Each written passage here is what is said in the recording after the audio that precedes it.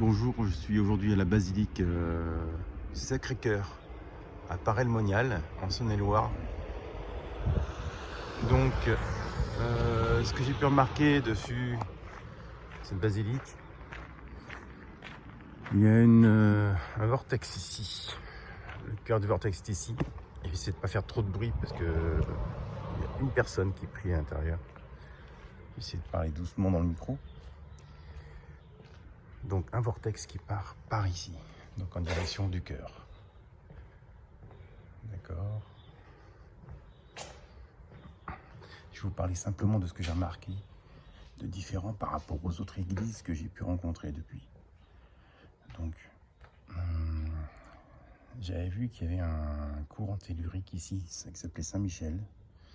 En effet, il part de là-bas et il croise là-bas. Je vais vous montrer où il croise vers les chaises ici. Et un autre courant tellurique que j'ai trouvé, en fait, il n'est pas sur les sites géobiologie. En géobiologie, on ne parle pas de ce courant tellurique.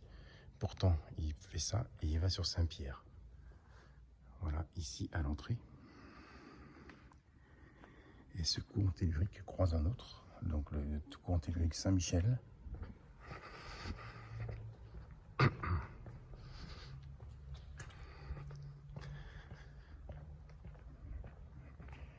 Il passe par ici et il croise ici.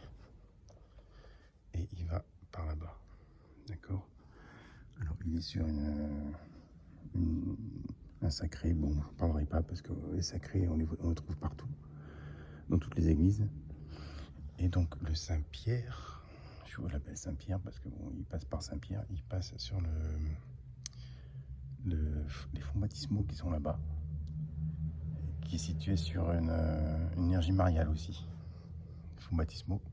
Donc Saint-Pierre, il fait ça, hop, il passe par moi là. Et il va rejoindre Saint-Pierre là-bas. Et bien sûr, il va assez loin. Donc ici, on a un croisement de courant tellurique. Voilà. Qu'est-ce que j'ai remarqué d'autre?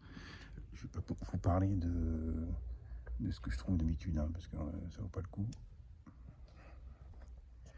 Ce que j'ai trouvé aussi,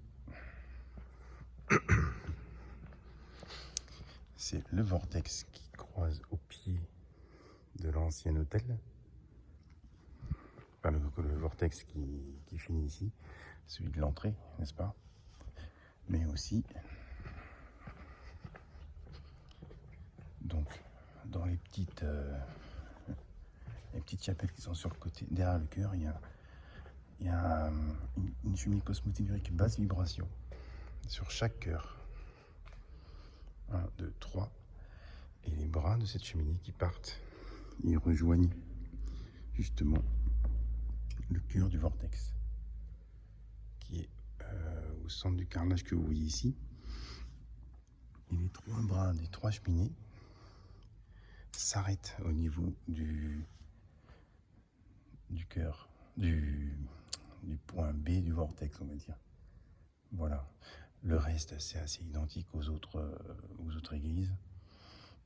J'ai fait un schéma assez complet que je vous mettrai sur Facebook ou sur YouTube ou en montage de cette vidéo. Voilà. Merci à vous.